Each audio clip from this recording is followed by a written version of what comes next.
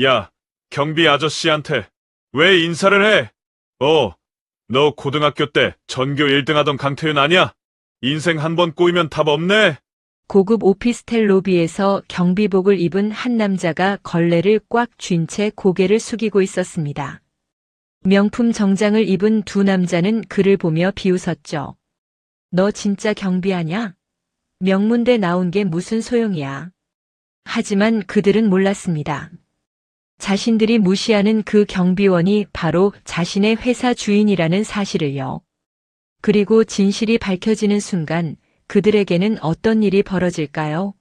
시청 전에 구독과 좋아요 꼭 부탁드립니다. 영상 제작에 큰 힘이 됩니다. 저기 봐. 태윤이 아니야? 고급 오피스텔 로비에 명품 정장을 차려입은 두 남자가 들어섰습니다. 한 사람은 검은색 명품 구두를 신고 있었고 다른 한 사람은 고급 시계를 손목에 차고 있었죠. 그들의 시선이 로비 한쪽에서 바닥을 닦고 있는 경비복 차림의 남자에게 멈췄습니다. 강태윤? 진짜 내가 여기서 경비서? 세상에. 최도현의 목소리가 로비 전체에 울려 퍼졌습니다. 58세의 강태윤은 손에 든 걸레를 꽉 쥔 채 천천히 고개를 들었어요. 회색빛 경비복을 입은 그의 모습은 20년 전 고등학교 동창회에서 봤던 모습과는 너무나 달랐습니다.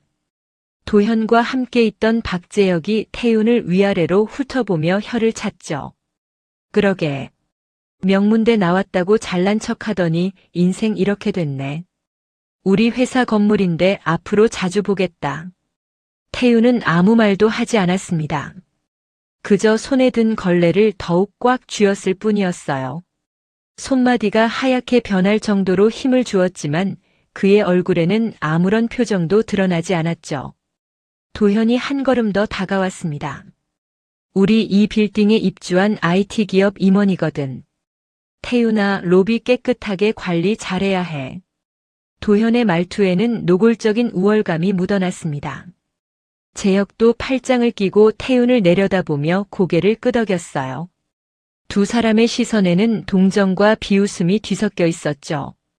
태윤은 여전히 말이 없었습니다. 그저 고개를 한번 끄덕이고는 다시 걸레질을 시작했어요. 에이, 대답은 해야지. 우리가 말 거는데. 재혁이 짜증스러운 목소리로 말했습니다. 그 순간 태윤의 입가에 희미한 미소가 스쳤어요. 아주 짧은 순간이었지만 그 미소에는 묘한 여유가 담겨 있었습니다. 도현과 재혁은 그 미소를 보지 못했죠. 그들은 이미 엘리베이터를 향해 걸어가고 있었으니까요. 아, 참. 태윤아. 도현이 엘리베이터 앞에서 뒤돌아봤습니다. 우리 12층에 있어. 나중에 심부름 시킬 일 있으면 연락할게. 두 사람이 엘리베이터에 올라타고 문이 닫히자 로비는 다시 고요해졌습니다. 태윤은 걸레를 헹구며 천천히 고개를 들었어요. 그의 눈빛은 차분했고 입가의 미소는 조금 더 선명해졌습니다. 두 사람은 아직 몰랐죠. 자신들이 발을 디디고 있는 이 건물의 진짜 주인이 누구인지를요. 태윤은 걸레를 다시 짜며 혼잣말처럼 중얼거렸습니다. 재미있겠네.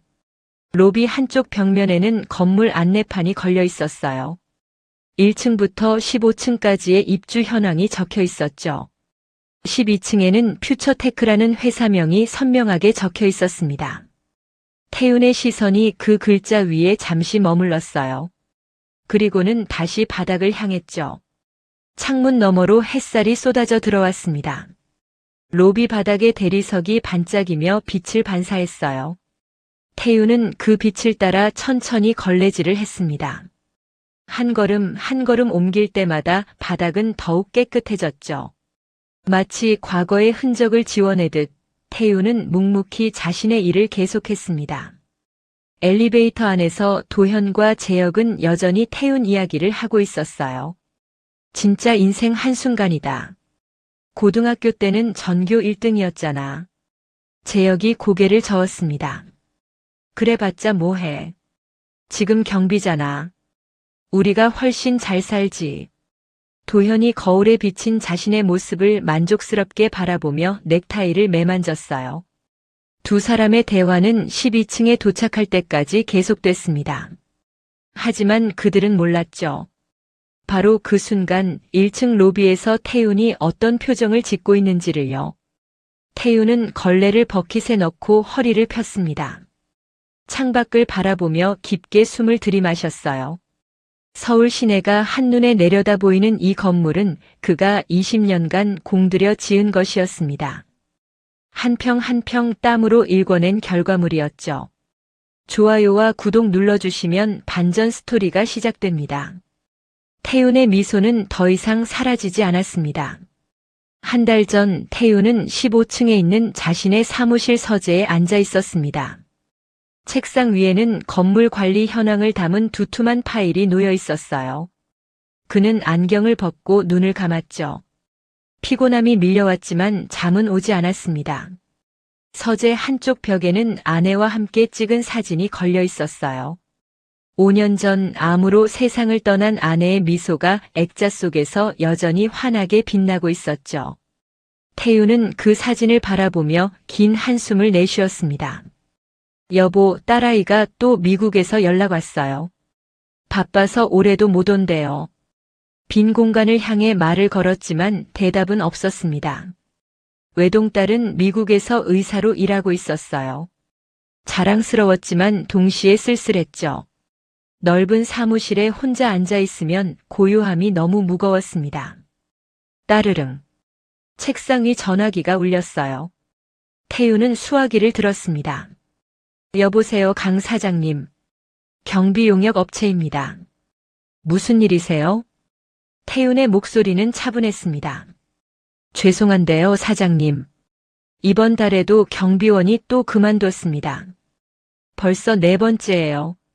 전화기 너머로 담당자의 난처한 목소리가 들려왔어요. 태윤은 펜을 돌리며 생각에 잠겼죠. 그럼 당분간 제가 직접 할게요. 네. 사장님이 직접요? 그게 무슨... 예, 시간도 많고 건물도 제대로 관리하고 싶어요. 문제 없습니다. 담당자는 한동안 말을 잇지 못했습니다. 건물주가 직접 경비 일을 한다는 건 전례가 없는 일이었으니까요. 하지만 태윤의 목소리에는 확신이 담겨 있었어요. 알겠습니다, 사장님. 경비복은 제가 준비해드리겠습니다. 전화를 끄는 태윤은 의자 등받이에 몸을 기댔습니다. 창밖으로 도시의 불빛이 반짝이고 있었어요. 그는 과거를 떠올렸죠. 젊은 시절 태윤은 건설 현장에서 막노동부터 시작했습니다. 햇볕 아래서 땀을 흘리며 벽돌을 나르고 시멘트를 섞었어요. 손에는 굳은 살이 박혔고 허리는 늘 아팠죠. 하지만 포기하지 않았습니다. 조금씩 돈을 모았고 작은 토지를 매입했어요. 그리고 부동산 개발로 사업을 확장했죠. 아내는 그 모든 과정을 함께 했습니다. 현장을 누비며 직접 관리 감독을 하고 밤늦게까지 장부를 정리했어요. 두 사람은 팀이었죠. 여보, 직접 발로 뛰어야 진짜 보여요. 그게 우리 방식이잖아요. 아내의 목소리가 귓가에 맴돌았습니다. 태윤은 눈을 감고 그 목소리에 귀를 기울였어요. 아내가 떠난 후 건물 관리는 용역업체에 맡겼었죠. 하지만 뭔가 허전했습니다. 직접 보고 만지지 않으니 건물이 낯설게 느껴졌어요. 이것도 나쁘지 않겠네. 운동도 되고. 태윤은 자리에서 일어났습니다. 서재 한쪽에는 아내와 함께 찍은 사진이 더 있었어요. 건물 준공식 날 찍은 사진이었죠. 두 사람 모두 환하게 웃고 있었습니다. 태윤은 그 사진을 한참 바라보다가 천천히 고개를 끄덕였어요. 다음 날 아침 태윤은 경비복을 입었습니다. 거울 속 자신의 모습이 낯설었어요. 하지만 불편하지는 않았죠. 오히려 마음이 편해졌습니다. 무언가를 다시 시작하는 기분이었어요. 엘리베이터를 타고 1층으로 내려갔습니다. 로비는 아직 조용했어요. 출근 시간 전이라 사람들이 많지 않았죠. 태우는 청소 도구함을 열고 걸레를 꺼냈습니다. 물을 적셔 바닥을 닦기 시작했어요. 걸레를 움직일 때마다 바닥이 깨끗해졌습니다. 대리석의 무늬가 선명하게 드러났어요. 태우는 묵묵히 일했죠. 손에 익은 움직임이었습니다. 젊은 시절 현장에서 일하던 기억이 되살아났어요. 창밖으로 해가 떠올랐습니다. 따뜻한 햇살이 로비를 가득 채웠어요. 태우는 잠시 손을 멈추고 창밖을 바라봤습니다. 도시가 깨어나고 있었죠. 사람들이 하나둘 출근길에 나섰고 거리는 활기를 띠기 시작했어요. 아내가 살아있었다면 뭐라고 했을까요? 아마 웃으며 함께 걸레를 들었을 거예요. 둘이서 나란히 바닥을 닦으며 이런저런 이야기를 나눴겠죠. 태윤의 입가에 미소가 번졌습니다. 로비 한쪽에 있는 화분에 물을 주었어요. 초록 잎사귀가 햇빛을 받아 반짝였습니다. 태윤은 화분을 쓰다듬으며 중얼거렸죠. 잘 자라고 있네. 엘리베이터 문이 열렸습니다. 첫 출근자가 도착한 거예요. 태윤은 고개를 숙여 인사했습니다. 상대방도 가볍게 고개를 끄덕이며 지나갔죠. 아무도 그가 건물주라는 걸 알지 못했습니다. 태윤은 그게 좋았어요. 조용히 자신의 일을 하면서 건물을 지켜보는 게 마음에 들었죠. 경비복 안에 숨겨진 진짜 정체는 아무도 몰라도 괜찮았습니다. 중요한 건 이 건물이 잘 관리되고 있다는 거였으니까요. 하루가 저물어갔습니다. 태윤은 청소 도구를 정리하며 로비를 둘러봤어요. 깨끗하게 닦인 바닥, 정돈된 화분, 먼지 하나 없는 유리창. 모든 게 완벽했죠. 그는 만족스러운 표정으로 고개를 끄덕였습니다. 사무실로 돌아가는 엘리베이터 안에서 태윤은 경비복 주머니에 손을 넣었어요. 거기에는 아내가 생전에 선물한 작은 열쇠고리가 들어있었죠. 태윤은 그것을 꺼내 손바닥 위에 올려놓았습니다. 여전히 반짝이고 있었어요. 여보, 내가 잘하고 있는 거 맞죠? 대답은 없었습니다. 하지만 태윤은 알 수 있었어요. 아내가 웃으며 고개를 끄덕이고 있을 거라는 걸요. 일주일이 지났습니다. 태윤은 이제 경비일에 완전히 익숙해졌어요. 아침마다 로비를 청소하고 화분에 물을 주고 건물 곳곳을 점검했죠. 출근하는 사람들과 인사를 나누는 것도 일상이 됐습니다. 그날 아침도 평범하게 시작됐어요. 태윤은 로비 한쪽에 놓인 화분에 물을 주고 있었습니다. 물이 흙 속으로 스며들며 촉촉해지는 소리가 들렸죠. 화분의 잎사귀가 물방울을 머금고 더욱 푸르게 빛났어요. 어머, 저 사람 강태윤 아니야? 낯익은 목소리가 들렸습니다. 태윤은 고개를 들었어요. 정문 쪽에서 두 남자가 걸어오고 있었죠. 명품 정장에 반짝이는 구두를 신은 그들의 모습이 눈에 들어왔습니다. 헐, 진짜네. 강태윤. 오랜만이다. 박재혁이었습니다. 고등학교 3학년 때 같은 반이었던 친구였죠. 옆에 있는 최도현도 태윤을 알아봤어요. 두 사람은 빠른 걸음으로 다가왔습니다. 도현이, 재혁이. 정말 오랜만이네. 태윤은 물뿌리개를 내려놓고 일어섰습니다. 경비복 소매를 가볍게 털며 미소를 지었어요. 하지만 두 사람의 표정은 달랐죠. 놀라움과 당혹감이 뒤섞여 있었습니다. 너 진짜 여기서 경비서? 도현이 태윤을 위아래로 훑어봤어요. 경비복 차림의 태윤을 보는 그의 눈빛에는 묘한 우월감이 담겨 있었습니다. 명문대 나왔다며? 대학 어디 갔었지? 연대였나? 재혁이 팔짱을 끼고 물었습니다. 태윤은 고개를 끄덕였어요. 응, 연대 나왔어. 와, 그런데 경비를. 인생 참 아이러니하다. 재혁의 말투에는 동정과 비웃음이 섞여 있었습니다. 도현도 고개를 저으며 혀를 찼어요. 우리는 이 빌딩 12층에 입주한 회사 임원이고. 너 우리 회사 알아? 퓨처테크. 몰라. 태윤의 대답은 짧았습니다. 도현의 얼굴에 약간의 불쾌함이 스쳤어요. 요즘 대박 나는 IT 기업이야. 직원만 300명이고 매출도 어마어마해. 우리 둘 다 임원이거든. 재혁이 자랑스럽게 말했습니다. 손목에 고급 시계를 살짝 드러내 보이는 듯한 동작이었어요. 태우는 조용히 고개를 끄덕였죠. 그렇구나. 축하해. 뭐 축하할 것까지야. 당연한 거지. 우리 실력이 있으니까. 도현이 어깨를 으쓱했습니다. 그의 시선이 다시 태훈의 경비복으로 향했어요. 근데 태훈아, 너 정말 경비밖에 못 구했어? 다른 일은 왜 안 해? 그냥 이 일이 좋아서. 태훈의 대답에 두 사람이 눈을 마주쳤습니다. 믿기 어렵다는 표정이었어요. 에이, 솔직히 말해. 나이 들어서 취직 안 되지. 우리 나이면 재취업 어렵잖아. 재혁이 태훈의 어깨를 툭 쳤습니다. 친근한 척하는 동작이었지만 그 안에는 우월감이 묻어났어요. 아무튼 앞으로 자주 볼 텐데 로비 관리 잘 부탁해. 우리 중요한 고객들 많이 오거든. 첫인상이 중요하잖아. 도현이 주변을 둘러보며 말했습니다. 여기 바닥 좀 더 깨끗하게 닦고 저기 화분도 좀 더 신경 써. 우리 회사 이미지가 걸려 있으니까. 태우는 아무 말 없이 고개만 끄덕였어요. 그의 침묵을 순종으로 받아들인 두 사람은 만족스러운 표정을 지었죠. 그래, 이해해. 경비도 쉬운 일은 아니지. 열심히 해. 재혁이 마지막으로 태훈의 어깨를 두드렸습니다. 그리고 도현과 함께 엘리베이터로 향했어요.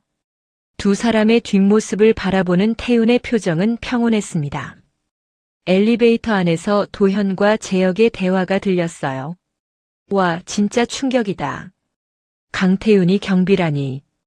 인생 한순간이야, 정말. 고등학교 때는 우리보다 공부 잘했잖아. 그래봤자 뭐해. 지금은 우리가 훨씬 위지. 엘리베이터 문이 닫히며 두 사람의 목소리가 사라졌습니다. 태훈은 다시 물뿌리개를 들었어요. 화분에 물을 주며 작게 중얼거렸죠. 재미있는 한 달이 되겠네. 로비로 햇살이 쏟아져 들어왔습니다. 유리창을 통과한 빛이 바닥에 무늬를 만들었어요. 태훈은 그 빛을 따라 천천히 걸었습니다. 발걸음은 가벼웠고 입가의 미소는 사라지지 않았어요. 12층에 도착한 도현과 재혁은 여전히 태훈 이야기를 하고 있었습니다. 우리 회사 건물인데 동창이 경비하고 있으니까 좀 민망하긴 하다. 뭐가 민망해? 그냥 인생 실패한 거지. 우리랑 비교하면 안 되는 거야. 두 사람은 웃으며 사무실로 들어갔어요. 하지만 그들은 몰랐죠. 자신들이 디디고 선 그 바닥의 주인이 바로 아래층에서 물뿌리개를 들고 있다는 사실을요. 며칠이 지났습니다. 도현과 재혁은 태훈을 볼 때마다 말을 걸었어요. 하지만 그들의 태도는 점점 더 건방져졌죠. 태훈아. 도현이 로비에 들어서자마자 큰 소리로 불렀습니다. 손에는 무거운 골프백을 들고 있었어요. 태훈이 고개를 들자 도현은 골프백을 바닥에 툭 내려놓았습니다. 이거 12층까지 좀 올려줘. 무거워서 못 들겠어. 태훈은 골프백을 바라봤어요. 고급 브랜드였습니다. 개인 짐은 직접 가져가셔야. 에이, 엘리베이터 타는 김에 잠깐만. 우리 예전에 친구였잖아. 이 정도 부탁도 못 들어줘? 도현의 목소리에는 명령조가 섞여 있었습니다. 친구라는 말을 하면서도 그의 태도는 상사가 부하에게 하는 것 같았어요. 태훈은 잠시 망설이다가 골프백을 들었죠. 고마워. 12층 우리 회의실에 두면 돼. 도현은 그 말을 남기고 먼저 엘리베이터에 올라탔습니다. 태훈은 무거운 골프백을 들고 천천히 뒤따라갔어요. 엘리베이터 안에서 도현은 거울을 보며 넥타이를 매만졌습니다. 요즘 골프 레슨 받는데 실력이 늘더라. 너는 골프 쳐봤어? 아니. 아, 당연하지. 골프는 돈 좀 있어야 치니까. 도현의 말에는 은근한 자랑이 담겨 있었습니다. 12층에 도착하자 태우는 골프백을 회의실 구석에 놓았어요. 도현은 고맙다는 말도 없이 자기 자리로 갔죠. 다음 날은 재혁이었습니다. 태윤이 로비에서 유리창을 닫고 있을 때 재혁이 담배를 입에 물고 들어왔어요. 금연 건물이었지만 재혁은 아랑곳하지 않고 담배에 불을 붙였습니다. 여기 금연구역입니다. 태윤이 조심스럽게 말했어요. 재혁은 담배 연기를 내뿜으며 태윤을 봤습니다. 아, 미안. 깜빡했네. 하지만 재혁은 담배를 끄지 않았어요. 오히려 한 번 더 깊게 빨아들였죠. 근데 경비 주제에 나한테 훈계야? 우리 임원인데.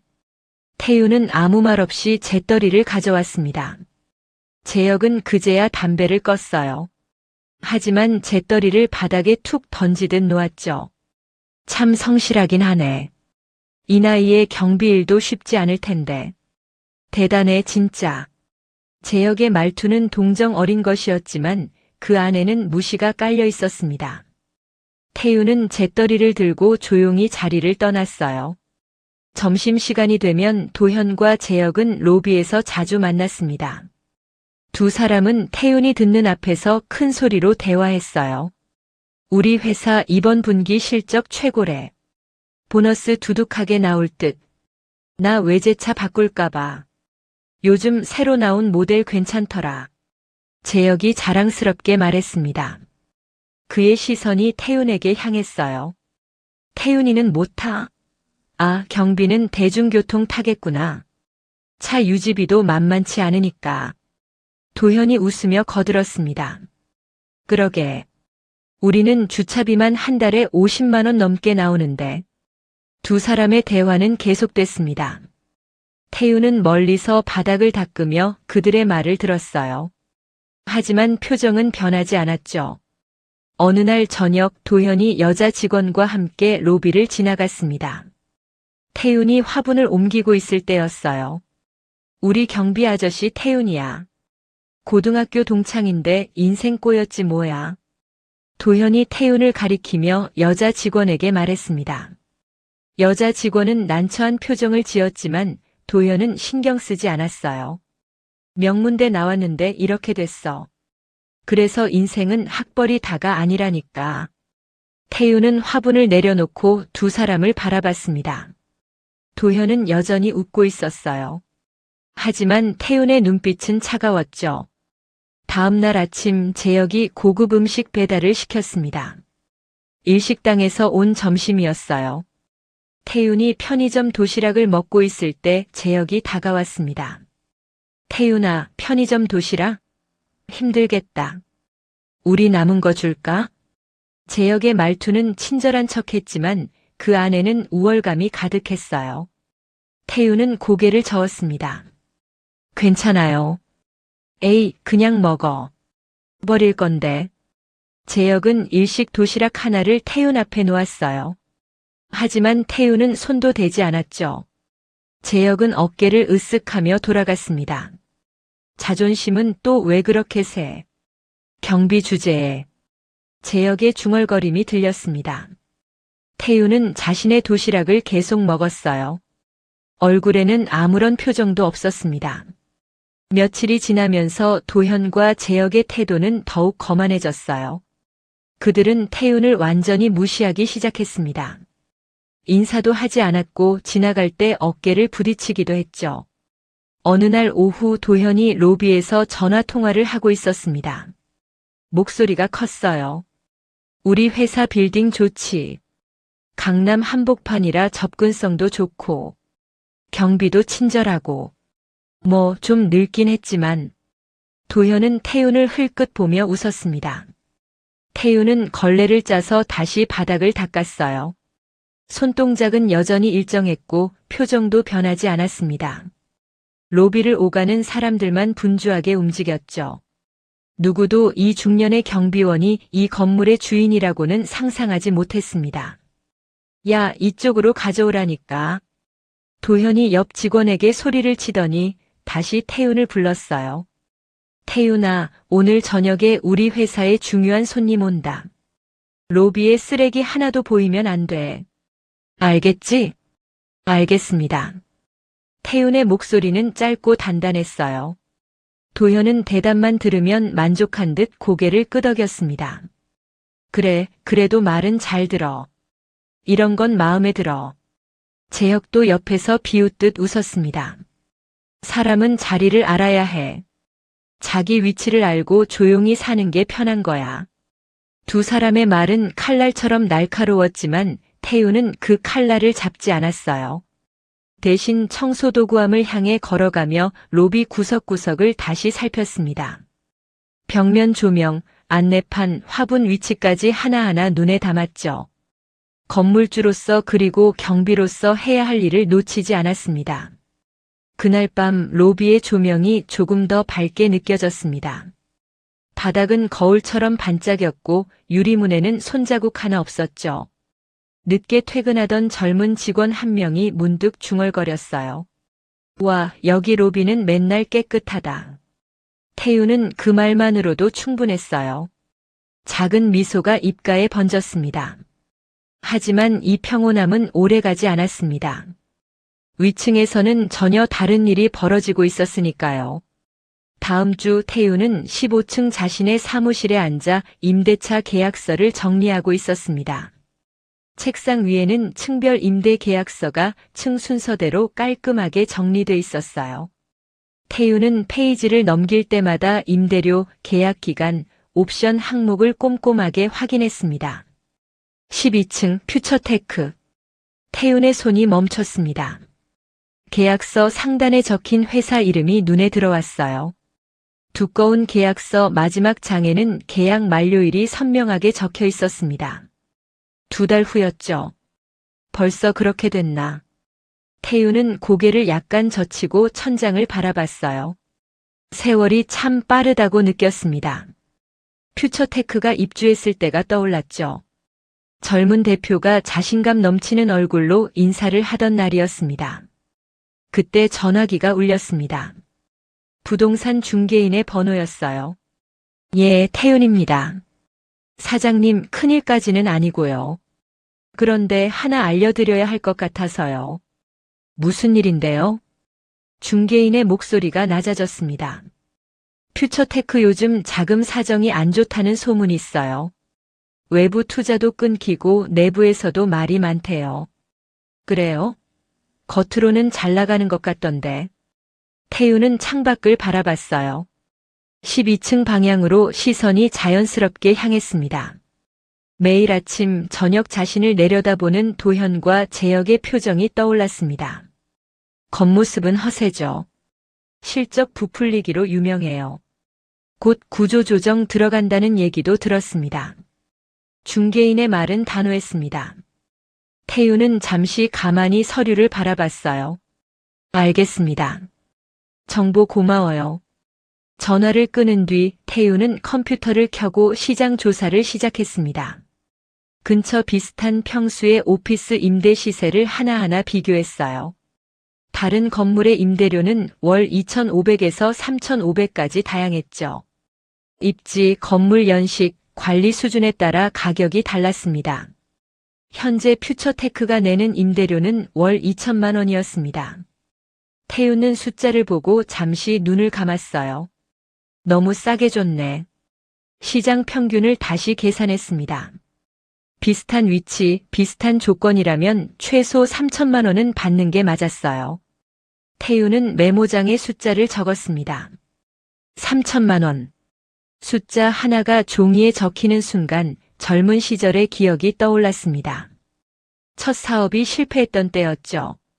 투자금을 날리고 은행 대출 독촉장을 쌓아두고 살던 시기였습니다. 동창회에 나갔다가 들었던 말이 아직도 선명했어요. 야, 태윤이 너 사업 망했다며? 그래서 안 왔구나. 최도현의 목소리였습니다. 사람들 앞에서 몇 번이나 같은 말을 반복했었죠. 명문대 나온 게 무슨 소용이야. 인생은 타이밍이지. 그때 투자 들어갔어야 했는데. 박재혁도 덧붙여서 웃었어요. 그날 이후로 태윤은 동창회에 나가지 않았습니다. 상처가 깊었죠. 하지만 그 상처 덕분에 더 독하게 버텼고 결국 이 건물을 지어 올렸습니다. 이번엔 내가 선택할 차례야. 태우는 펜을 들었습니다. 퓨처테크의 새 계약서 초안을 열고 월 임대료 항목에 3천만 원을 적었어요. 숫자를 쓰는 손동작은 흔들리지 않았습니다. 시세에 맞춘 합리적인 가격이었고 감정이 아닌 원칙에 따른 결정이었죠. 계약 기간, 보증금, 관리비 항목을 차례대로 점검했습니다. 건물 관리 상태를 떠올리며 조항을 추가했어요. 야간 보안, 로비 관리, 설비 점검 조건까지 세세하게 넣었습니다. 경비복을 입고 직접 살펴본 덕분에 어디를 강화해야 할지도 정확히 알 수 있었어요. 서류 정리를 마치자 창밖으로 해가 기울고 있었습니다. 붉은 노을이 건물 유리창에 비쳤어요. 12층 창문도 붉게 물들어 있었죠. 아내의 사진이 다시 눈에 들어왔습니다. 책장 위에서 조용히 태윤을 바라보고 있었어요. 태윤은 사진 앞에 서서 작게 중얼거렸습니다. 이번에는 내가 나를 무시하지 않을 거예요. 사무실 불을 끄고 나와 엘리베이터를 탔습니다.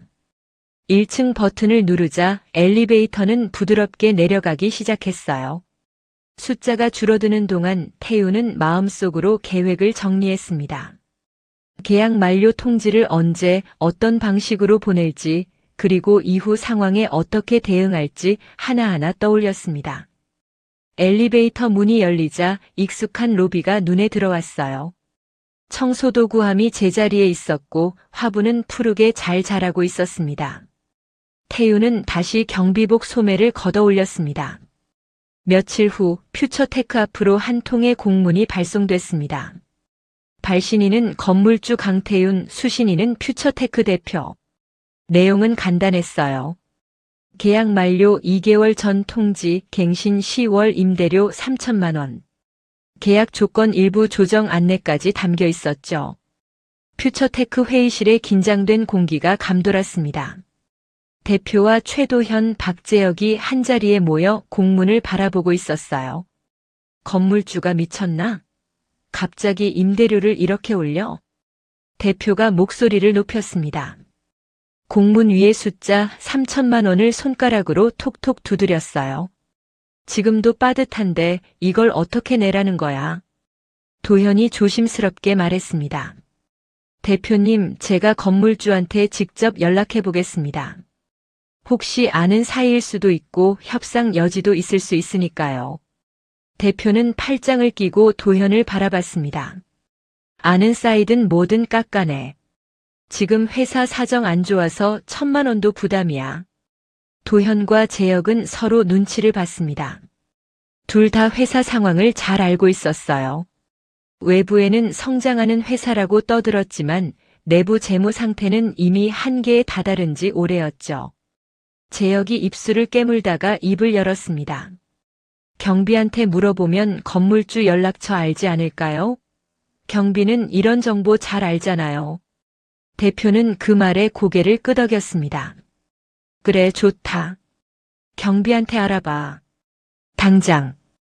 다음 날 아침 도현과 재혁은 로비로 내려왔습니다. 태윤은 평소처럼 바닥을 닦고 있었어요. 두 사람은 일부러 다정한 표정으로 다가갔습니다. 태윤아, 잠깐만. 도현이 부드러운 목소리를 냈어요. 예전처럼 비웃는 어조는 감추고 있었습니다. 혹시 건물주 연락처 알아? 좀 급한 일이 있어서. 글쎄요, 잘 모르겠는데요. 태윤의 대답은 짧았습니다. 도현의 얼굴이 잠깐 굳었어요. 하지만 곧 억지 미소를 지었습니다. 에이, 경비면 알 거 아니야. 관리실에 그런 정보 다 있잖아. 우리 진짜 급해. 좀 알아봐줘. 부탁이야. 재혁도 옆에서 거들었습니다. 그래, 우리랑 고등학교 친구끼리 이 정도도 못 도와줘? 연락처만 알려줘. 나머진 우리가 알아서 할게. 도현의 말에서는 여전히 경계와 무시가 섞인 뉘앙스가 느껴졌어요. 말투는 낮추려고 했지만 오랜 습관이 쉽게 바뀌지는 않았죠. 관리 관련 정보는 함부로 드리면 안 됩니다. 태우는 담담하게 말했습니다. 규정상 그런 정보는 관리사무소 통해서만 전달 가능해요. 필요하시면 서류로 요청하세요. 도현의 얼굴에 짜증이 스쳤습니다. 야, 우리가 누군지 알지? 여기 제일 큰 세입자야. 우리가 나가면 건물 타격도 클걸? 재혁이 눈치를 주며 도현을 살짝 말렸어요. 아니, 내가 틀린 말했어? 회사가 얼마나 큰데. 그런데 경비 하나가 이 정도 부탁도 안 들어줘? 도현의 말투에서 다시 우월감이 고개를 들었습니다. 태우는 그 말에도 표정 변화 없이 걸레를 다시 들었어요. 규정은 모두에게 똑같이 적용됩니다. 짧은 한 문장이었지만 태윤의 목소리는 단단했습니다. 도현은 그제야 자신이 말을 세게 했다는 걸 깨달았는지 억지로 웃으며 말을 돌렸어요. 알았어. 규정이라니까 뭐. 그러면 관리사무소에 공식으로 요청할게. 대신 건물주한테 우리 회사 좋은 얘기 좀 해줘. 알지? 재혁이 마지막으로 한 번 더 부탁하듯 말했습니다. 우리 회사 요즘 진짜 잘 나가. 잠깐 힘들 수는 있어도 성장 가능성이 크거든. 건물주도 그런 회사랑 계속 가는 게 좋지 않겠어? 태윤은 대답 대신 고개만 한번 끄덕였습니다. 도현과 재혁은 그 반응을 긍정으로 받아들이며 엘리베이터로 향했어요. 엘리베이터 안에서 재혁이 낮은 목소리로 중얼거렸습니다. 역시 경비는 경비야. 뭔가 알고 있을 텐데 쉬운 정보도 안 주네. 도현도 피식 웃었습니다. 원래 가진 거 없는 사람일수록 자리 하나 지키려고 더 악착같이 굴지. 그들의 말은 로비까지 내려오지 않았습니다. 문이 닫히며 소리는 끊겼죠. 태윤은 걸레를 짜며 창밖을 한번 바라봤습니다. 그리고 마음속으로 시간을 계산했어요. 계약 만료까지 남은 일수 다음 단계, 그리고 만남의 시점까지. 이제 준비는 끝났습니다. 일주일 후 퓨처테크 대표에게 한 통의 메일이 도착했습니다. 건물주 측에서 면담을 요청하는 내용이었어요. 장소는 1층 카페, 시간은 오후 3시. 대표는 즉시 도현과 재혁을 회의실로 불렀습니다. 드디어 건물주를 만나는군. 대표가 인쇄된 메일을 책상 위에 놓으며 말했습니다. 오늘 안에 결론 내야 한다. 임대료를 낮추든 다른 조건을 맞추든 어떻게든 눌러야 해. 도현은 자신만만한 표정이었습니다. 대표님 걱정 마세요. 제가 설득해 보겠습니다. 회사 성장 가능성, 입주 기간, 앞으로의 비전까지 다 준비했습니다. 재혁도 자료를 정리하며 끼어들었어요. 주변 시세도 조사해 봤습니다. 3천만 원은 과하다, 이런 논리도 준비했어요. 대표는 두 사람의 태도에 조금 안심했습니다. 좋아. 건물주가 누군지는 알아봤나? 도현이 난감한 표정으로 고개를 저었습니다. 인터넷에 정보가 없습니다. 회사 이름도 안 나와요. 아마 개인 건물주인 것 같습니다. 대표의 눈썹이 찌푸려졌습니다. 개인이면 더 까다로울 수도 있겠군. 그날 오후 세 사람은 평소보다 더 격식을 차려입었습니다. 넥타이는 평소보다 딱 맞게 조였고 구두는 반짝이도록 닦았어요.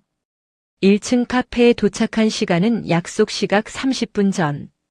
그만큼 절박했죠. 카페 한켠 자리에는 이미 테이블이 예약되어 있었습니다. 직원이 물었어요. 건물주분이랑 미팅 있으신 분들 맞으시죠? 예, 맞습니다. 대표가 대답했습니다. 세 사람은 자리에 앉아 노트북과 서류를 꺼냈어요.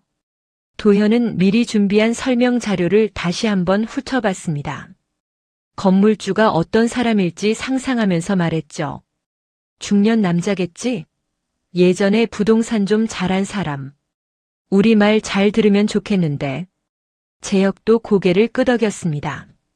일단 우리 회사가 안정적이라는 인상을 주는 게 중요해요. 실적 그래프도 긍정적인 부분만 강조하고요. 대표는 시간을 확인했습니다. 2시 55분. 카페에는 잔잔한 음악이 흐르고 있었고 창밖으로는 점심 이후 여유를 즐기는 사람들이 보였어요. 드디어 3시가 됐습니다. 카페 문이 열리고 한 남자가 들어왔어요. 회색 경비복 차림, 익숙한 얼굴. 3사람은 동시에 고개를 돌렸습니다. 태윤아, 너도 커피 마시러 왔어? 근무 시간인데 괜찮아? 박재혁이 먼저 말을 걸었습니다.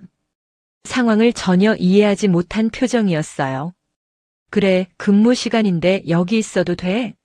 도현도 비슷한 눈빛으로 태윤을 바라봤습니다. 태윤은 카운터로 가지 않고 곧장 3사람이 앉아있는 테이블로 다가왔어요. 그리고 아무렇지도 않게 의자 하나를 빼고 앉았습니다. 뭐해? 여기 우리 미팅 자리야. 곧 건물주 온단 말이야. 최도현이 인상을 찌푸렸어요. 하지만 태윤은 조용히 손을 모으고 앉아 있었죠. 저도 미팅 자리예요. 건물주 만나러 오셨죠? 대표의 얼굴에 의아함이 떠올랐습니다. 네, 그런데 당신은? 태윤이 상의 주머니에서 명함을 꺼냈습니다. 단정한 흰색 명함 가운데에는 깔끔한 글씨로 이름이 적혀 있었어요. 강태윤, 오피스텔 건물주. 대표는 명함을 받은 순간 굳어버렸습니다. 눈이 커졌고 손가락이 떨렸어요. 재혁도 믿기지 않는다는 듯 입을 벌렸습니다. 뭐라고? 최도현이 겨우 입을 떼었어요. 야, 장난하지 마. 너 경비잖아. 태윤은 조용히 고개를 저었습니다. 경비복 입은 사람이 건물주면 안 되나요? 카페 안이 순간 조용해졌습니다. 주변 테이블에 앉아있던 사람들도 눈치를 보며 고개를 돌렸어요. 대표의 이마에 땀이 비쳤습니다. 잠깐 정말. 사장님이 건물주십니까? 대표가 조심스럽게 물었습니다. 태윤은 다시 한번 짧게 고개를 끄덕였어요. 예, 제가 이 건물 주인입니다. 그리고 여러분 회사 임대 계약도 제가 결정합니다. 도현과 재혁의 얼굴은 순식간에 새하얗게 질렸습니다. 방금 전까지 경비라고 부르며 명령하던 사람이 자신들이 그렇게 찾아 헤매던 건물주였다는 사실을 받아들이기 힘들었죠. 도현의 손이 테이블 아래에서 떨리고 있었습니다. 재혁은 아예 말을 잇지 못했어요. 대표만 가까스로 태도를 바로잡으며 허리를 숙였습니다. 사장님 처음 뵙겠습니다. 미리 인사 못 드려 죄송합니다. 태윤은 대표의 인사를 조용히 받았습니다. 그리고 도현과 재혁을 차례대로 바라봤어요. 두 사람의 눈은 이미 공포와 당혹감으로 가득 차 있었죠. 이제 서로 소개는 끝난 것 같네요. 태윤의 목소리는 낮고 차분했습니다. 카페 안의 공기가 묵직하게 가라앉았어요. 잠깐의 침묵 끝에 가장 먼저 태도를 바꾼 건 최도현이었습니다. 도현은 급히 자세를 바로 세우며 억지 웃음을 지었어요. 태윤아, 아니. 강 사장님. 우리 몰라서 그랬어. 진짜 그럴 줄 몰랐지. 진심으로 사과할게. 도현의 말 한마디 한마디에서 애타는 기색이 느껴졌어요. 태윤은 눈을 가늘게 뜨고 도현을 바라봤습니다. 몰라서요? 경비라고 생각해서 함부로 대한 거잖아요. 조용한 질문이었지만 도현은 말문이 막혔습니다. 그동안 로비에서 했던 말들이 머릿속에 떠올랐어요. 골프백을 던지듯 맡겼던 날 여자 직원 앞에서 비웃으며 소개했던 순간까지 모두 떠올랐습니다. 박재혁이 급히 끼어들었어요. 사장님 진짜 죄송합니다. 저희가 경솔했습니다. 그냥 오래된 친구라고 생각하고 편하게 대한다고. 너무 선을 넘었죠. 태윤은 잠시 재혁을 바라보더니 시선을 대표에게 옮겼습니다. 임대료 이야기부터 할까요? 대표는 준비해온 서류를 급히 펼치며 말했습니다. 사장님, 우선 저희 회사 사정을 좀 말씀드리겠습니다. 요즘 경기 상황이 좋지 않아서 임대료를 갑자기 이렇게 많이 올리시면 버티기가 어렵습니다. 기존 2천만 원에서 조금 인상하는 수준이라면 협의가 가능하지만 한 번에 3천만 원은. 태윤은 대표의 말을 끝까지 들었습니다. 그리고 천천히 고개를 저었어요. 3천만 원도 주변 시세보다 저렴한 편입니다. 다른 건물은 3,500까지 받거든요. 이 위치, 이 관리 수준이면 충분히 그 정도는 받아야죠. 대표의 얼굴이 굳어졌습니다. 그래도 저희가 이 건물에만 3년이나 있었습니다. 그동안 문제 일으킨 적도 없고 관리비도 밀린 적 없습니다. 그런 점 좀 감안해 주실 수는 없을까요? 대표의 말에는 간절함이 묻어 있었어요. 하지만 태윤의 표정은 흔들리지 않았습니다. 세입자가 건물주를 무시하면 재계약은 어렵죠. 저는 그렇게 생각합니다. 다른 회사 문의도 많고요. 이 건물에 들어오고 싶어하는 회사는 줄 서 있습니다. 도현이 그때서야 본색을 조금 드러냈습니다. 얼굴이 붉게 변하며 목소리가 높아졌어요. 에휴, 건물 하나 가지고 뭐가 대단하다고. 우리 회사가 얼마나 큰 데인데. 우리 나가면 여기 공실 나는 거 감당할 수 있겠어? 대표가 도현을 말리려 했지만 이미 늦었습니다. 재혁도 얼굴을 감싸주며 눈을 감았어요. 태윤은 잠시 도현을 바라보다가 아주 짧게 웃었습니다. 그렇게 큰 회사면 3천만 원 부담 안 되시겠네요. 도현은 말문이 막혔습니다. 태윤은 대표를 향해 서류 한 장을 밀어놨어요. 여기에 새 계약 조건이 있습니다. 읽어보시고 결정하세요. 계약 기간, 임대료, 관리 조건 모두 시세에 맞춰 정리했습니다. 대표는 종이를 집어들고 읽기 시작했습니다. 표정은 점점 어두워졌죠. 사실상 선택지는 두 개였습니다. 3천만 원을 내고 계속 이 건물에 남거나 다른 곳을 찾아 떠나거나.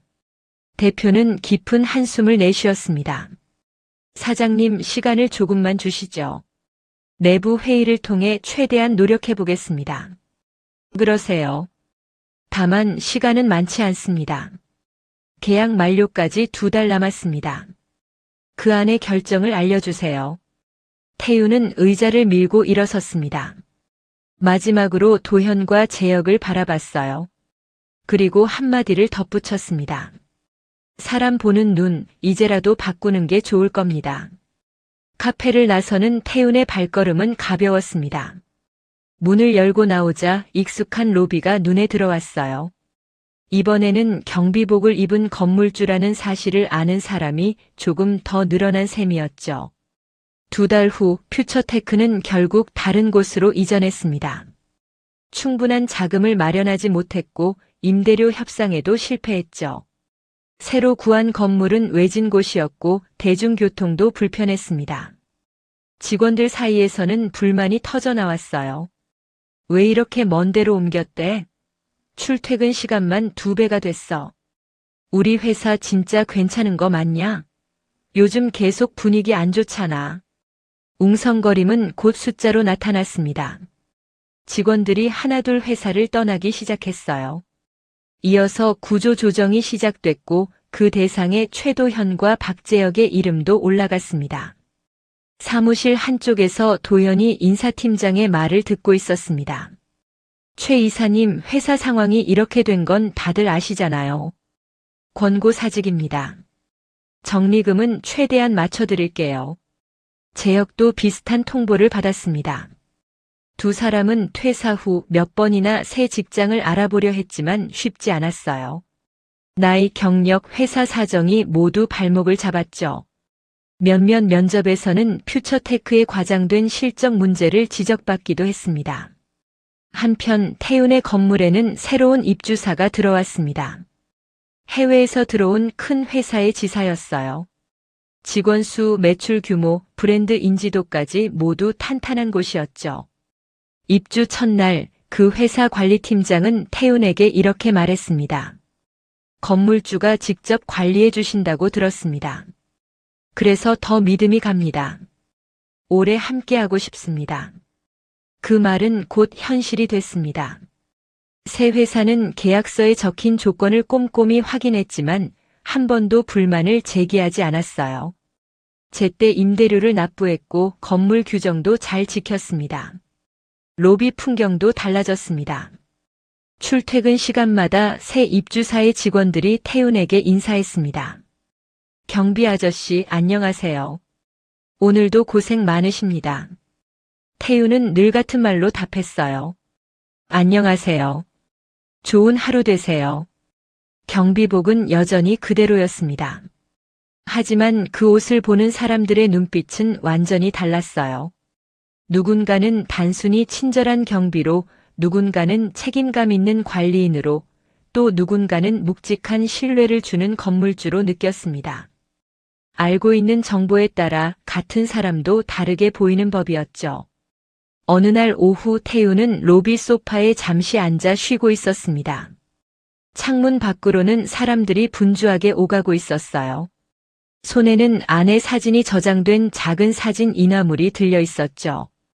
아내와 함께 서 있었던 옛 건물 앞 사진이었습니다. 여보, 우리 방식 그대로 지키고 있어요. 직접 보고, 직접 듣고, 직접 움직이면서요. 태윤은 사진을 조심스럽게 지갑 안에 다시 넣었습니다. 그리고 자리에서 일어나 청소도구를 잡았어요. 화분에 먼지를 털고 쓰레기통을 비우고 바닥을 닦았습니다.